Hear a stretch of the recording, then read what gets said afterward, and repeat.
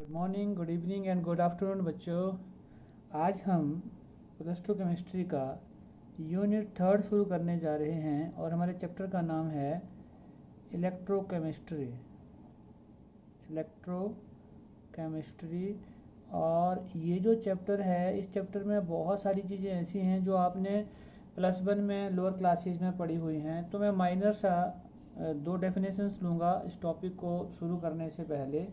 Oxidation and reduction क्या होती है, तो हम सिंपल ले लेते हैं यहाँ पे कि what is oxidation. Now oxidation is a process which involves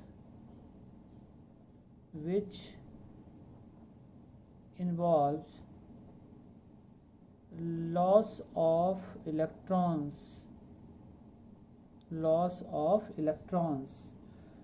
सो एक एग्जांपल से हम इसको देख लेते हैं, आगे जाके हम इसको डिटेल में भी करेंगे। फॉर एग्जांपल हमारे पास जिंक है और सॉलिड स्टेट में है, ठीक है। तो अगर यहाँ हम कर देते हैं Zn2 पॉजिटिव एक्वस में चला गया ये, एंड उसके यहाँ से हो गया 2 इलेक्ट्रॉन बाहर आ गए। देखो अगर पॉजिटिव हो तो मीन्स लॉस हो रहा है इलेक्ट्रॉन का। तो कितने इलेक्ट्रॉन का लॉस हो रहा है? 2 इलेक्ट्रॉन का। तो इट मीन्स अगर लॉस हो रहा है यहाँ पे, तो अभी हमने ऊपर बोला है कि क्या हो रही है यहाँ पे? Oxidation is occur. सिमिलरली अगर हम बात करते हैं रिडक्शन कैसे होती है, तो रिडक्शन में क्या हो जाएगा? Reduction is a process which involves, देखिए जहाँ लॉस था वहाँ पे क्या कर देंगे? Gain of electrons. तो सिंपल है। दूसरा हम कॉपर ले लेते हैं, Cu2 पॉजिटिव है हमारे पास। अभी हम इसको पढ़ेंगे, मैंने बोला डिटेल में। और जहाँ से इसने लॉस किया है, इसने वो 2 इलेक्ट्रॉन का गेन किया, तो हम उसे बोल देंगे कि उसने इलेक्ट्रॉन 2 यहाँ पे गेन कर ली, तो Cus आ गया सॉलिड स्टेट में। तो यहाँ से क्या हो रही है? रिडक्शन। और अगर किसी एक रिएक्शन में दोनों चीज़ें हो जाएं तो हम क्या बोल देंगे? The reaction which occurs oxidation and reduction both is called redox reaction। जो +1 केमिस्ट्री में आप पढ़ते थे उस चैप्टर का नाम भी यही होता था, रिडॉक्स रिएक्शन। तो देखो 2 वर्ड से मिलके बना है रेड ऑक्स, तो मीन्स ऑक्सीडेशन एंड रिडक्शन, मतलब ऐसा रिएक्शन जिसमें ऑक्सीडेशन रिडक्शन दोनों हो जाएं। अब अगर इस रिएक्शन को मैं कंबाइन करके लिखना चाहूँ यहाँ पे, कि चलिए इसको हम इकट्ठा देख लेते हैं कि कैसे ऑक्सीडेशन और कैसे रिडक्शन हो रही है, तो ये रिएक्शन ऐसे लिखा जाएगा। फिर ये भी हम आगे पढ़ेंगे डिटेल में। जिंक SCU2 पॉजिटिव एक्वस, और यहाँ पे आ गया Zn2 पॉजिटिव एक्वस, और यहाँ पे आ गया CUS। अभी देखो हम अगर यहाँ जिंक से जाते हैं और कहाँ जा रहे हैं? Zn2 पॉजिटिव में, तो क्या हो रहा है इधर? Loss of electrons. तो लॉस ऑफ इलेक्ट्रॉन मीन्स हो क्या रही है फिर यहाँ पे? ऑक्सीडेशन। और यहाँ पे देखो 2 पॉजिटिव है, मतलब 2 का लॉस है, लेकिन जब हम यहाँ पहुँचे तो ये तो गेन हो गया, क्योंकि Cu में कन्वर्ट हो गया, तो गेन हो गया, गेन ऑफ इलेक्ट्रॉन हो गया। तो गेन ऑफ इलेक्ट्रॉन है तो हम इसे क्या बोल देंगे? रिडक्शन। तो ये एक ही रिएक्शन के अंदर ऑक्सीडेशन भी हो गई और रिडक्शन भी हो गई, तो हम उसे बोल सकते हैं रिडॉक्स रिएक्शन। तो बच्चों सिर्फ सबसे पहले मैंने सिर्फ आपको यही बताना था यहाँ पे कि ऑक्सीडेशन में लॉस ऑफ इलेक्ट्रॉन होता है और रिडक्शन में गेन ऑफ इलेक्ट्रॉन होता है, और जब दोनों ही प्रोसेस एक ही रिएक्शन में हो जाएं तो उसे हम क्या बोल देते हैं? Redox reaction. अब जो हम यहाँ पे मेन टॉपिक शुरू करने वाले हैं वो तो हम करेंगे इलेक्ट्रोकेमिकल सेल, जो बहुत इंपॉर्टेंट है, डिटेल में हम उसको समझेंगे। बट ये जो इलेक्ट्रोकेमिकल सेल है, डैनियल सेल है, इसको करने से पहले हम एक और एक्सपेरिमेंट करेंगे, और उस एक्सपेरिमेंट से हम समझेंगे और उसके बाद फिर हम इलेक्ट्रोकेमिकल सेल पे जाएंगे। इलेक्ट्रोकेमिकल सेल स्टार्ट करने से पहले मैंने जैसे आपको बोला कि हम एक सिंपल सा एक्सपेरिमेंट करेंगे और उसमें हम देखेंगे कि कैसे वहाँ पे ऑक्सीडेशन और रिडक्शन हो सकती है। तो देखिए हमने कंटेनर लिया और उस कंटेनर में यहाँ पे हम एक सॉल्यूशन ले रहे हैं। सॉल्यूशन यहाँ पे हमने लिया कॉपर सल्फेट का CuSO4 सॉल्यूशन, ठीक है। और यहाँ पे एक रॉड हमने डिप की हुई है और वो रॉड है किसकी, जिंक की। ये यहाँ पे हमने ले ली जिंक रॉड, ठीक है जी। अब देखो, अब हम इसमें देखते हैं कि जब कुछ टाइम के लिए हम इस एक्सपेरिमेंट को ऐसे ही छोड़ देते हैं और after some time we will observe, हम कुछ ऑब्जर्वेशंस लेते हैं। यहाँ पे देखो पहले ऑब्जर्वेशंस क्या आती है। अच्छा, इसमें एक ना थर्मामीटर भी लगा हुआ है टेम्परेचर के लिए। ये क्या टेम्परेचर यहाँ पे रहता है वो भी लगाया हुआ है। देखिए फर्स्ट ऑब्जर्वेशन हमारे पास क्या आती है, यहाँ पे हम थोड़ी देर के बाद क्या देखते हैं कि जो आपकी जिंक रॉड है, जिंक रॉड लूजेस और रिड्यूस्ड इट्स वेट, अपने वेट को ना वो लूज कर रही है। मतलब ये देखिए यहाँ से कुछ इस तरह से आपको दिखेगी वो, यहाँ से टूट रही है वो, ठीक है। दूसरी ऑब्जर्वेशन हमने क्या देखी, यहाँ पे blue colour of solution fades away. अब ये ब्लू कलर ऑफ सॉल्यूशन किसकी वजह से होता है, कॉपर में यहाँ पे ना Cu2 पॉजिटिव आयंस होते हैं। ये जो Cu2 पॉजिटिव आयंस होते हैं इनका जो कलर है वो क्या होता है, ब्लू। तो हमने क्या देखा, जो यहाँ पे ब्लू कलर था, the blue colour of solution fades away. अभी हम करेंगे इसको डिस्कस। थर्ड ऑब्जर्वेशन हमने यहाँ पे क्या देखी कि यहाँ पे जब ये ब्रेक हो रहा था, यहाँ से लॉस हो रहा था, तो यहाँ पे हमने देखा कि यहाँ पे कुछ यहाँ पे पार्टिकल से थे एंड उनका जो कलर था वो था रेड। तो रेड पीपीटी हमें दिखा यहाँ पे, तो वो हमने लिख दिया। थर्ड ऑब्जर्वेशन क्या थी हमारे पास, red PPT, right. Now fourth जो हमने देखी कि जो हमने थर्मामीटर यहाँ पे लगा रखा था उसमें हमने देखा कि टेम्परेचर क्या हो रहा है, राइज हो रहा है। तो यहाँ पे भी लिख देते हैं टेम्परेचर क्या हो रहा था वहाँ पे, राइज।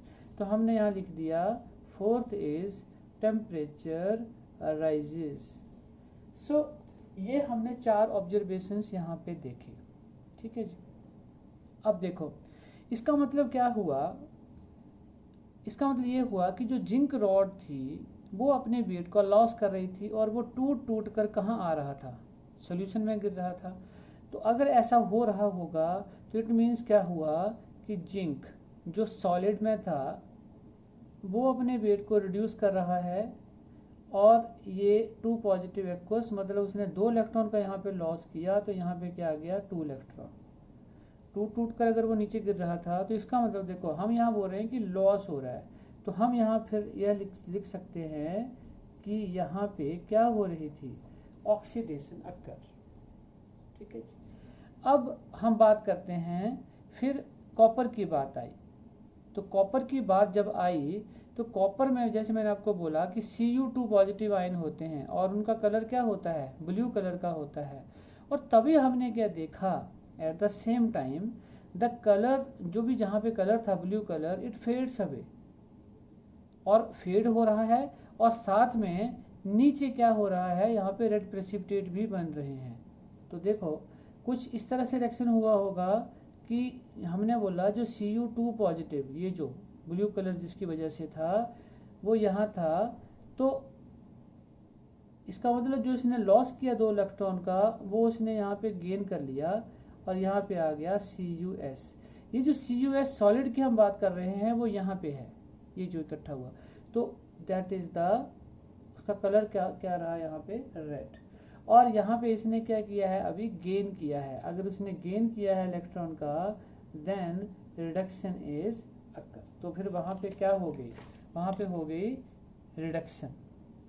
ओके, इट मीन्स, तो हमने अब क्या देखा यहाँ पे, इट मीन्स हमने ये देखा कि ये जो हमारा कोई सेल था या जो भी हमारा एक बीकर था, इसके अंदर oxidation as well as reduction दोनों हो रही थी।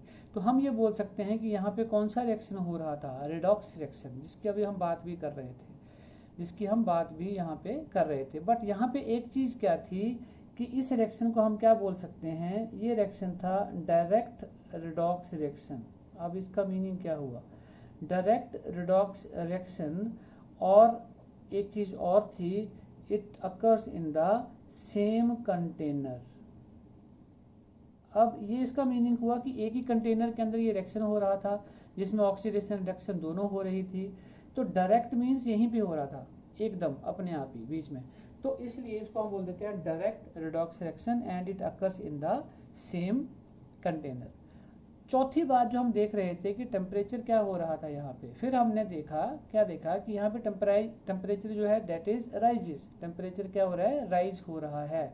तो इसका क्या रीजन होगा, इसका रीजन बच्चों क्या था कि ये एक स्पॉन्टेनियस रिडॉक्स रिएक्शन हो रहा था, ऑटोमेटिक, मतलब अपने आप किसी भी चीज़ का होना, उसे हम क्या बोल देते हैं, स्पॉन्टेनियस, मतलब अपने आप हो रही है, ठीक है।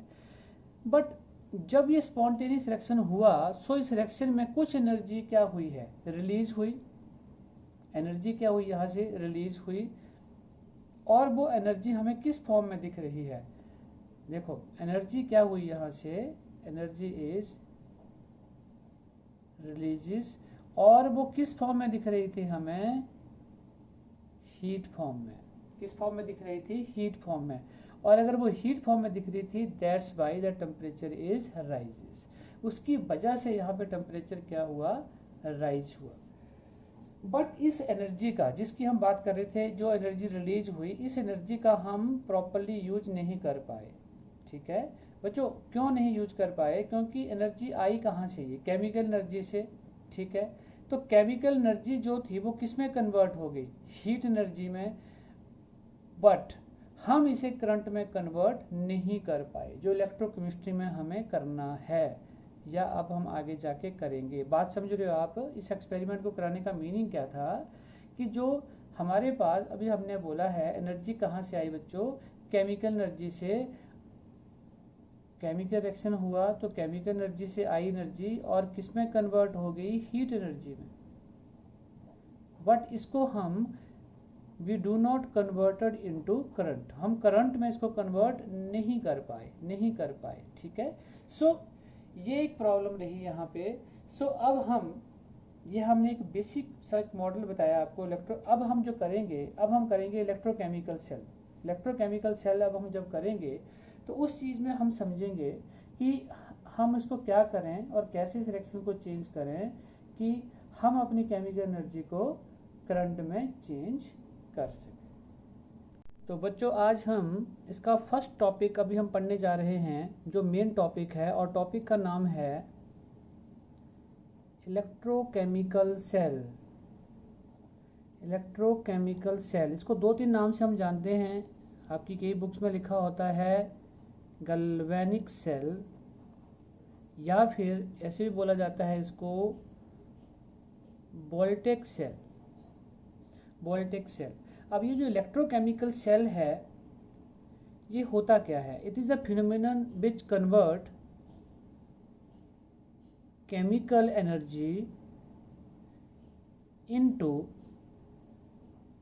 Electrical energy. और यही हम चाहते थे, जो अभी हम बात कर रहे थे। और होती कैसे है ये, this is due to spontaneous redox reaction. सुन रहे हैं आप बात, हमने बोला इलेक्ट्रोकेमिकल सेल क्या होता है, जो केमिकल एनर्जी को किस में कन्वर्ट कर देगा, इलेक्ट्रिकल एनर्जी में। और कैसे होगी, due to spontaneous, spontaneous mean जो लगातार हो रहा है, यह अपने आप ही हो रहा है, रिडॉक्स रिएक्शन। तो उससे हम ये कन्वर्ट कर देंगे इलेक्ट्रिकल एनर्जी में। अब हम इस चीज़ को समझते हैं एक एग्जाम्पल के साथ, और एग्जाम्पल जो हम यहाँ पे लेते हैं दैट इज़, हम एक जो सेल यहाँ पे यूज़ करते हैं mostly that is zinc copper cell, हम इसको समझेंगे। और इसको हम ये भी बोल देते हैं डैनियल सेल, जो इलेक्ट्रोकेमिकल सेल का एक एग्जाम्पल है। ऐसे बहुत सारे और सेल हो सकते हैं, लेकिन हम यहाँ पे कंसिडर किसको कर रहे हैं, जिंक एंड कॉपर को। मोस्टली आपके सिलेबस में यही हमारे से पूछा जाता है। अब जो बच्चे हम बात यहाँ पे कर रहे थे वो ये थे, हम इससे पहले क्या कर रहे थे, केमिकल एनर्जी को कन्वर्ट कर रहे थे हीट एनर्जी में। अब हम ये चाहते हैं कि केमिकल एनर्जी हीट एनर्जी में चेंज ना होकर किसमें कन्वर्ट हो जाए, इलेक्ट्रिकल एनर्जी में, और उस फॉर्म में हमें मिल जाए तो हमारा काम हो जाएगा जो हम चाहते थे इलेक्ट्रोकेमिस्ट्री से। ठीक है जी। तो हम अब एक एक्सपेरिमेंट परफॉर्म करते हैं डैनियल सेल का, और उसकी हम एक फिगर ड्रॉ कर लेते हैं पहले यहाँ पे कि उस फिगर में हमें क्या क्या चाहिए। ठीक है, तो यहाँ पे इस बार हम एक बीकर की बजाय अब हम यहाँ पे 2 बीकर्स लेने वाले हैं।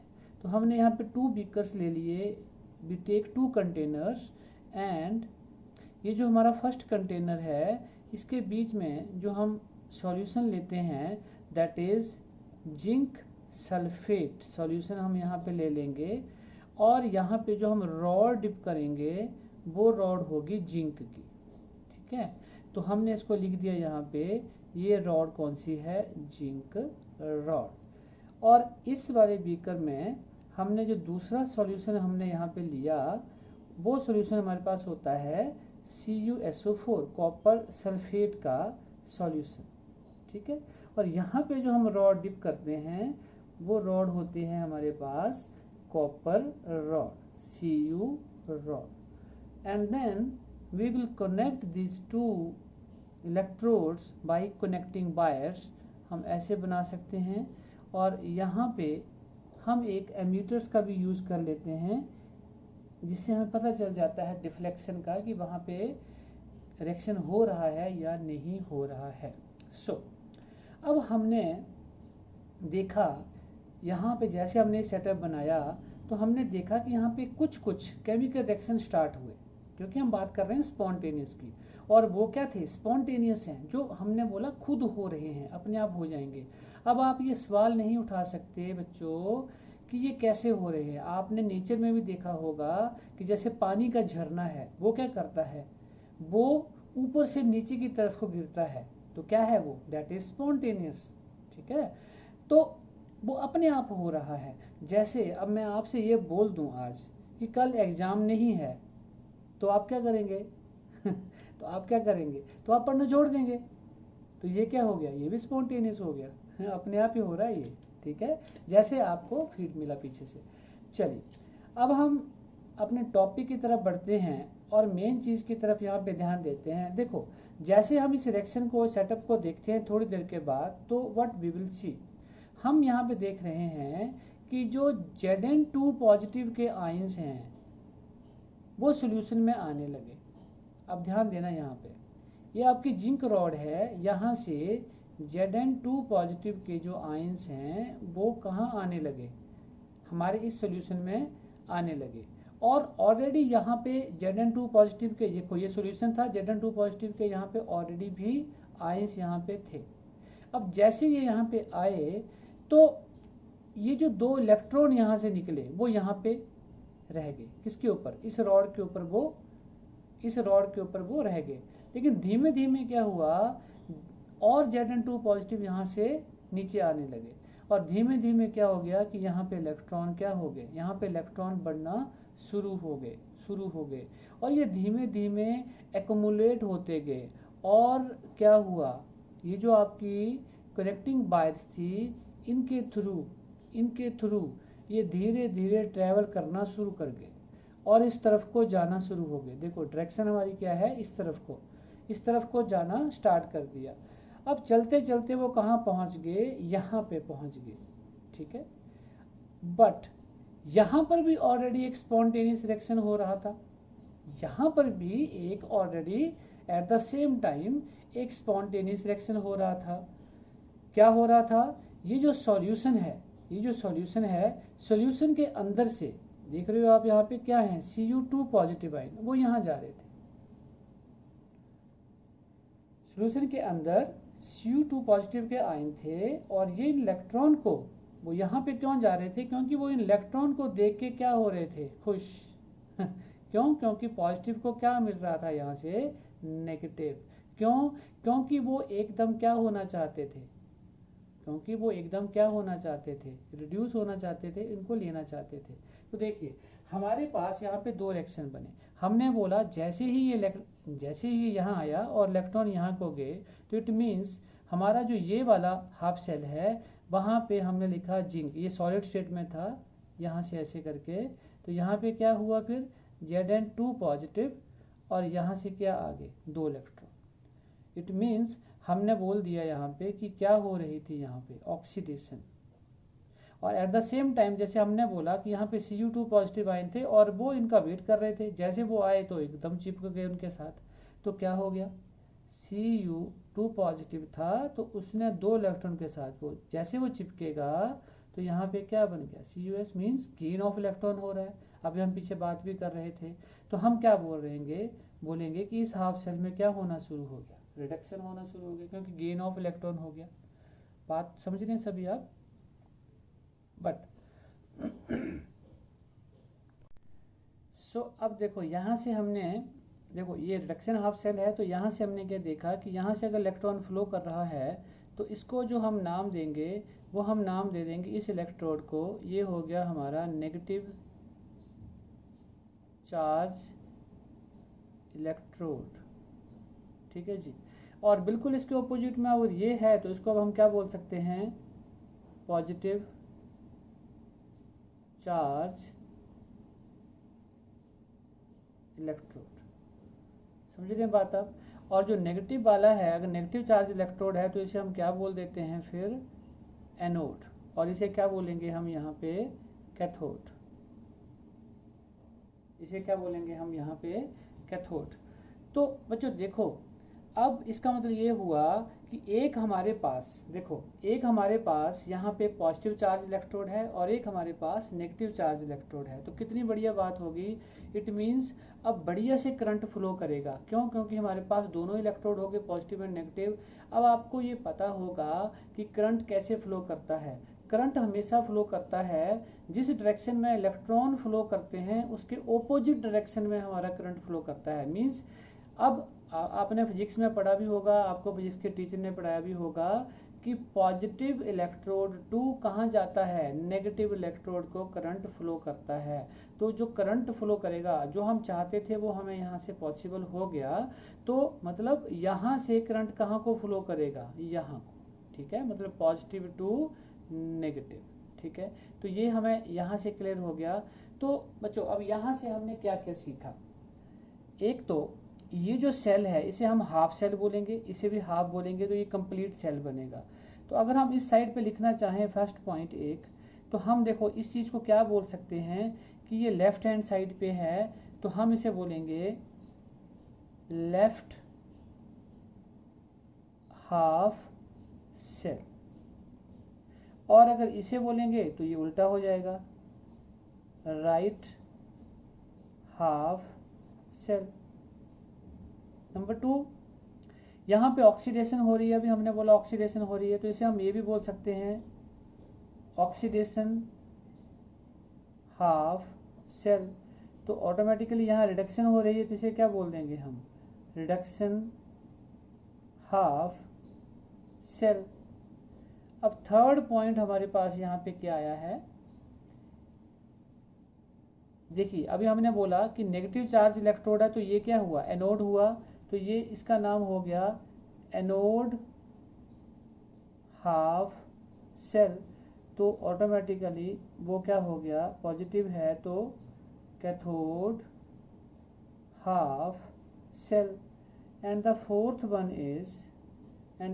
वन इज हमने नेगेटिव नाम दिया था, तो इसे बोल देंगे हम नेगेटिव हाफ सेल। और यहाँ पे क्या हो गया, पॉजिटिव हाफ सेल। और इसको याद करने का एक तरीका मैं छोटा सा यहाँ बता देता हूँ आपको। वो आपको हमेशा याद रखना है LOAN,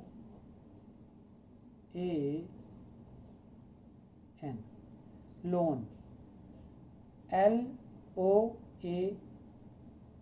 LOAN यहाँ पे, ठीक है। नेगेटिव, नेगेटिव था यहाँ पे, तो N से होता है नेगेटिव,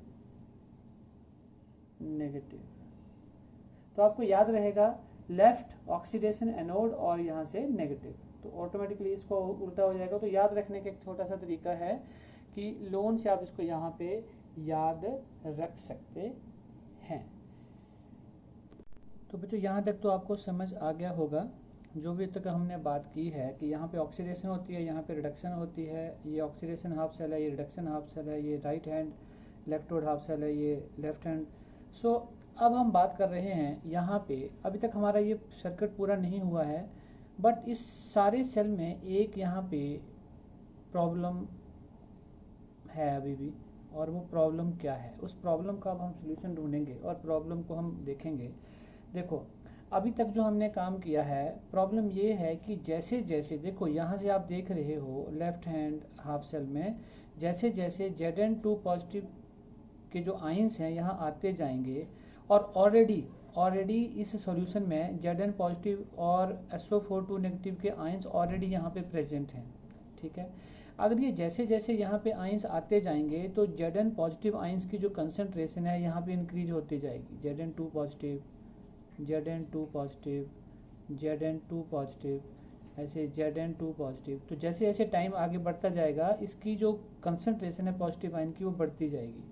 तो इस सॉल्यूशन को फिर हम ये बोल सकते हैं कि ये सॉल्यूशन का नाम हो गया पॉजिटिव चार्ज सॉल्यूशन, क्योंकि पॉजिटिव चार्ज बच्चे यहाँ पे बहुत बढ़ गया तो इसको हमने बोल दिया पॉजिटिव चार्ज सॉल्यूशन, ठीक है।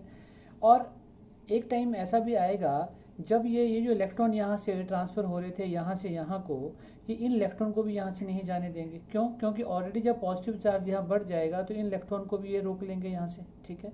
तो अब हम जो आपका लेफ्ट हाफ सेल है, लेफ्ट हाफ सेल में अब हम ये चीज़ बोल सकते हैं यहाँ पे कि positive charge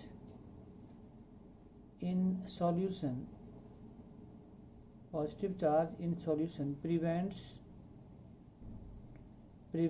outwards flow of electron, outwards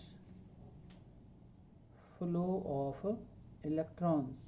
बात समझ में आ रही है आपको कि क्या होगा, ये जो पॉजिटिव चार्ज यहाँ पे ज़्यादा हो गया इकट्ठा, जैसे हम बोल रहे हैं ना कि यहाँ से आते जाएंगे आते जाएंगे आते जाएंगे, तो जो यहाँ से इलेक्ट्रॉन बाहर जा रहे हैं उनका जो फ्लो है उसको ये रोक देगा। तो ये बहुत बड़ी प्रॉब्लम है, क्योंकि अगर इलेक्ट्रॉन जाएंगे नहीं तब तो मूवमेंट होगी नहीं यहाँ से, तो हमारा रेडॉक्स रिएक्शन नहीं होगा।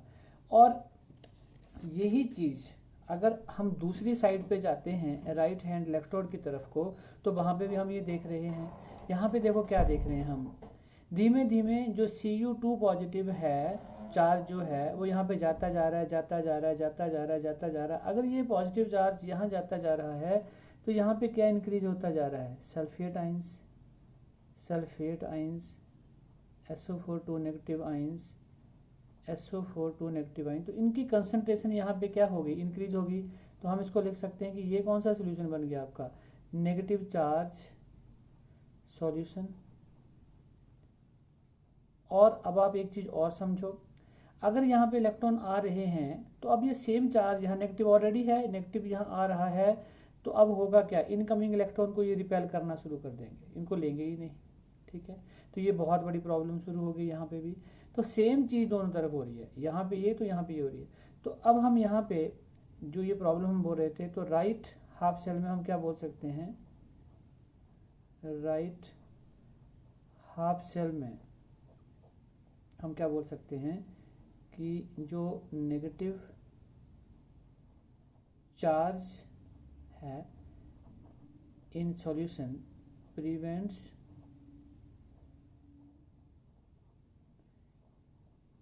Inwards flow of electron.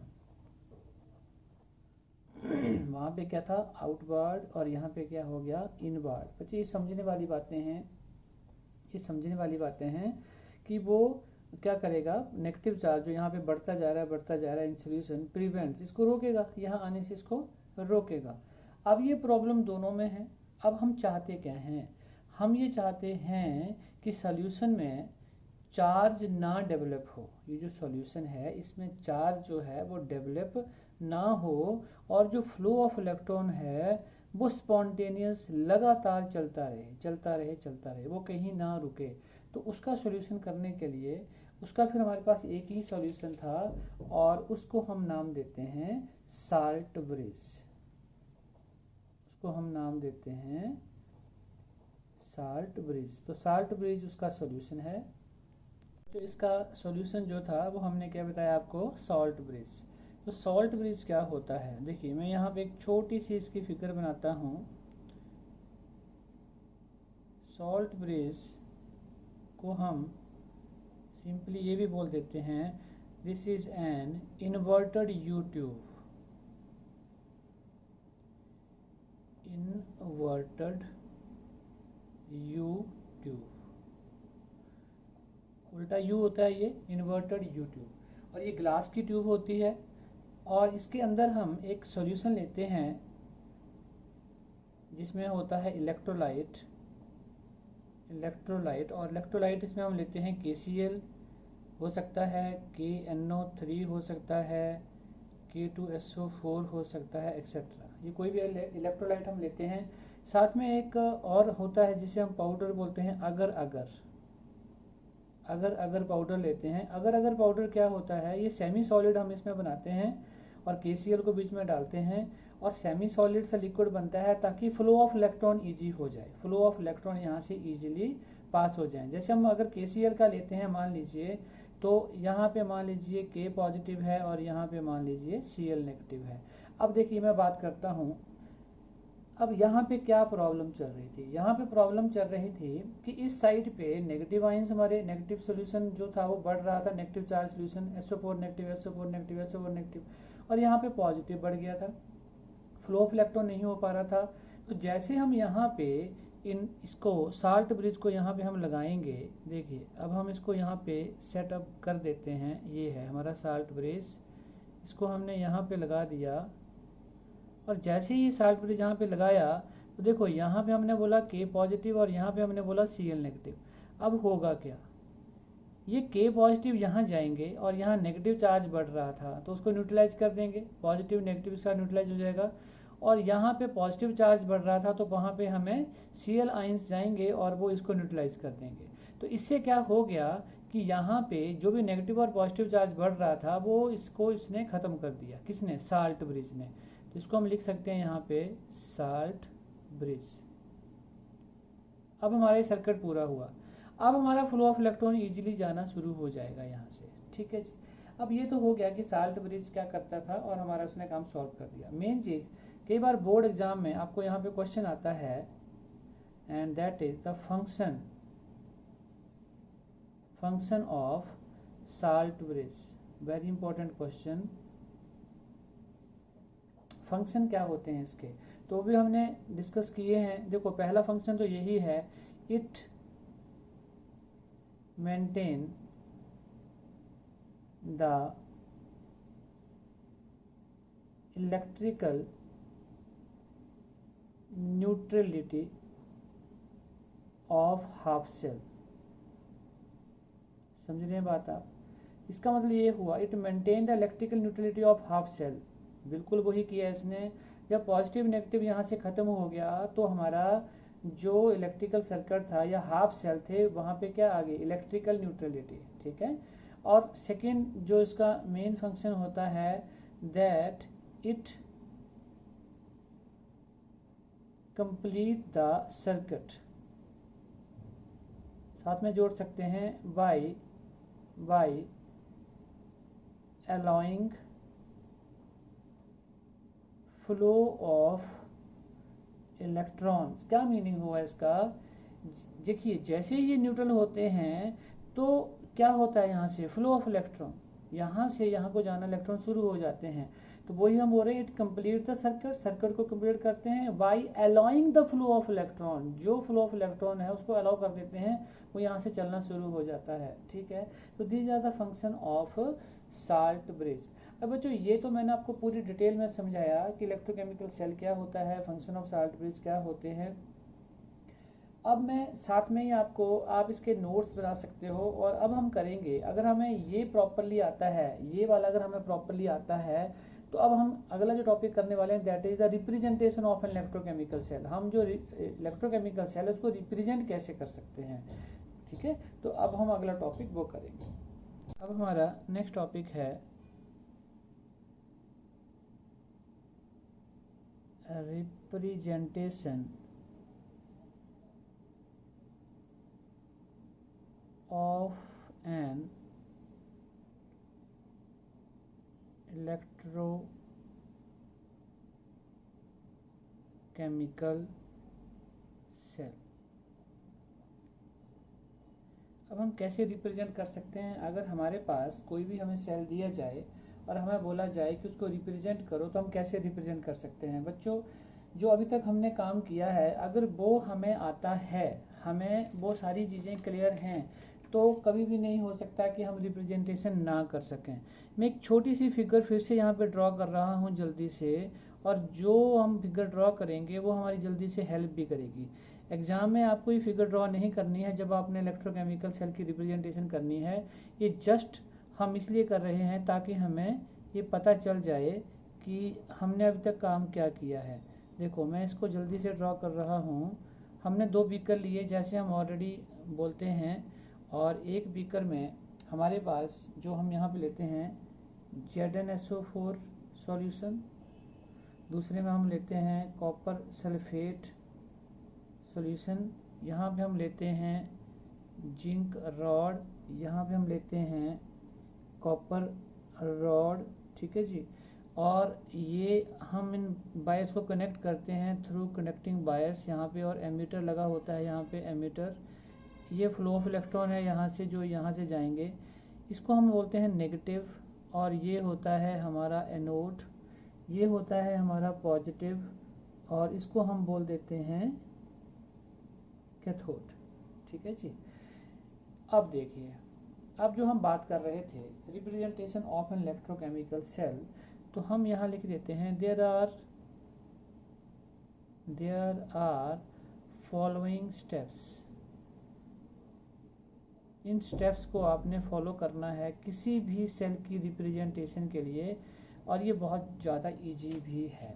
देखिए नंबर 1 पहला स्टेप अगर हम लेते हैं, तो हम यहाँ पे ये बोलेंगे ए गैल्वेनिक सेल, आप इसको गैल्वेनिक सेल भी बोल सकते हैं, इलेक्ट्रोकेमिकल सेल भी बोल सकते हैं, वोल्टिक सेल भी बोल सकते हैं, इज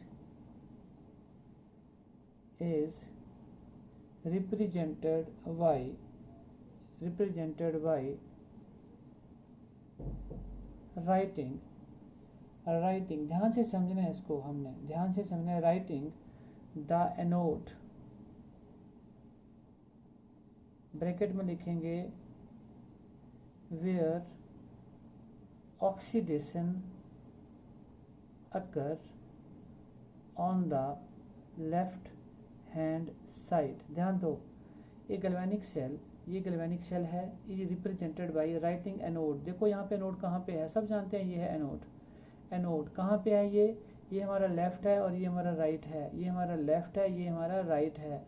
तो क्या बोला हमने, और हमने यहाँ पे लिखा भी था एनोड, इस सेल पे यहाँ पे क्या होती थी ऑक्सीडेशन, क्योंकि ये मूवमेंट ऑफ इलेक्ट्रॉन यहाँ से यहाँ को जा रही है, तो इसका लॉस हो रहा है यहाँ पे।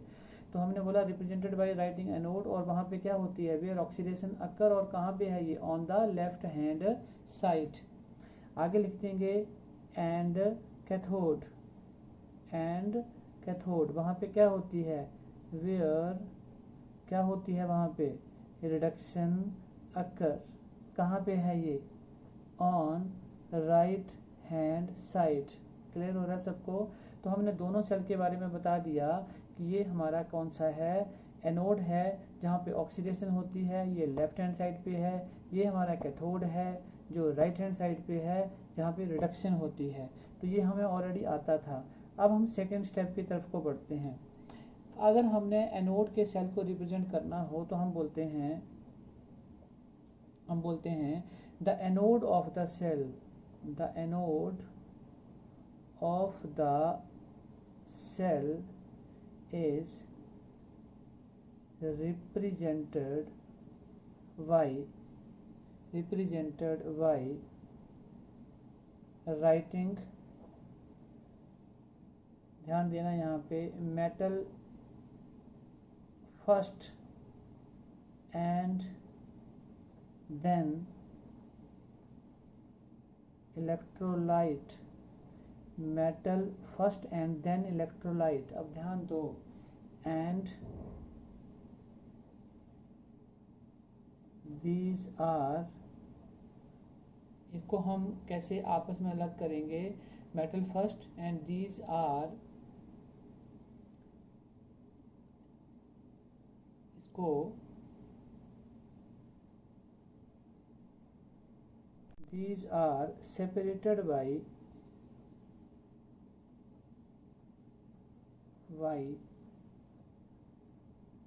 vertical line, ऐसे, और by सेमीकोलन, जैसे आप इंग्लिश में लिखते हो सेमीकोलन। अब ध्यान दो, anode of the cell is represented by writing metal first. देखो यहाँ पे अगर आप देखते हो तो यहाँ पे क्या लिखा हुआ है, पहले हमारे पास मेटल कौन सा है, जिंक, तो हम लिखेंगे metal first and then electrolyte. Electrolyte का मतलब होता है जब वो सॉल्यूशन में चला जाता है तो क्या हो गया, Zn2 पॉजिटिव। समझ आ रही बात आपको, Zn और Zn2 positive, and these two are separated by a vertical line, तो ये हमने रिप्रेजेंट कर दिया, और बाई ये सेमीकोलन, तो हम यहाँ लिख सकते हैं Zn और यहाँ पे सेमीकोलन और यहाँ पे Zn2 पॉजिटिव, 2 पॉजिटिव। और अगर इसकी कंसंट्रेशन यहाँ पे दी हुई है, मान लीजिए यहाँ पे 1m है तो 1m लिख देंगे, यहाँ पे 1m है तो 1m लिख देंगे, तो लिख सकते हो आप यहाँ पे 1m, यहाँ पे लिख सकते हो 1m, ऐसे लिख दिया आपने। तो these two are separated by a vertical line और by a semicolon। अब यही चीज़ अब हम सिमिलरली थर्ड स्टेप में, देखिए यहाँ ले लेता हूँ थर्ड स्टेप में हम यहाँ पे बोल देंगे कि कैथोड को रिप्रेजेंट करना है, तो मैं सेम वर्डिंग लिखूंगा, इसको हम लिखेंगे नहीं, आपने कर लेनी है, the cathode of the cell. यहाँ पे हम स्टार्टिंग करेंगे, अगर हमने कैथोड को लिखना हो, the cathode of the cell is represented by writing. जब हम बात करेंगे राइटिंग तो उसमें हमने बोला है मेटल फर्स्ट, तो यहाँ लिखेंगे हम electrolyte first,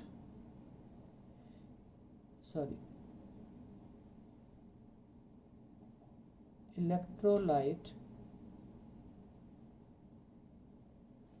first and then metal.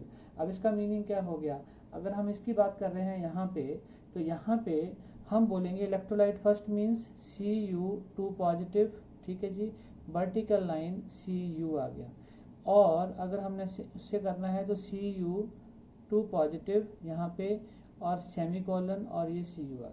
अगर 1m लिखना तो 1m लिख सकते हो इसकी ब्रैकेट में। तो पहले हमने देखो रिप्रेजेंट किया यहाँ पे एनोड को, क्योंकि एनोड पे ऑक्सीडेशन हो रही थी, तो देखो हम जिंक से चले और कहाँ पहुँचे, Zn2 पॉजिटिव में, तो यहाँ पे कोई लॉस नहीं था, यहाँ जाके 2 का लॉस हो गया, तो क्या हो रही है, ऑक्सीडेशन। जब हम कैथोड की बात कर रहे हैं यहाँ पे, तो यहाँ पे लॉस हो रहा है ऑलरेडी, क्योंकि यहाँ पे गेन ऑफ इलेक्ट्रॉन हो रहा है, तो यहाँ पे लॉस था तो यहाँ पे जाके गेन हो गया, तो क्या हो गई, यहाँ पे रिडक्शन हो गई, ठीक है जी। And the last one is fourth point. अब देखिए जो हमारी फिगर है, इस फिगर में आप देखो तो ये क्या है हमारे पास, this is the salt bridge, inverted U tube, ठीक है। तो हम यहाँ लिख सकते हैं the salt bridge is represented by 2 vertical lines। वो हमने ऐसे डाल दी, इसके साथ रिप्रेजेंट कर सकते हैं हम एक साल्ट ब्रिज को। अब हमने करनी है इस सेल की पूरी रिप्रेजेंटेशन जो अभी तक हमने सीखा है। देखो हमने ये किया, यहाँ पे एनोड, ये एनोड है, ये हमने किया कैथोड और ये साल्ट ब्रिज आ गया। तो अगर हमने एनोड को लिखना हो तो देखो एनोड हमारे पास लिखा हुआ है Zn representation of electrochemical cell. तो यहाँ पे हम ऐसे कर देंगे और यहाँ पे आ गया Zn2 पॉजिटिव, Zn2 पॉजिटिव। अगर कंसंट्रेशन गिवन है तो हमने लिख दिया 1m, तो हमने लिख दिया 1m। फिर हम लिख देंगे यहाँ पे ये क्या आ गया हमारे पास बीच में साल्ट ब्रिज।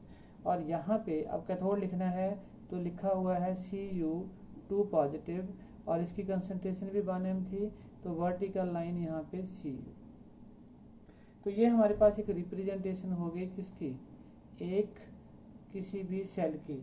अब आपके पास कोई भी सेल आ जाए आप उसको ऐसे रिप्रेजेंट करके यहाँ पे लिख सकते हो। ये हमारे पास कौन सा है, कौन सी साइड है, ये है लेफ्ट हाफ सेल, ये हमारे पास है राइट हाफ सेल। ठीक है जी। यहाँ पे क्या हो रही है, ऑक्सीडेशन। ऑक्सीडेशन कहाँ होती है, एनोड में। यहाँ पे क्या हो रही है, रिडक्शन। रिडक्शन कहाँ होती है, कैथोड में। And this is salt bridge.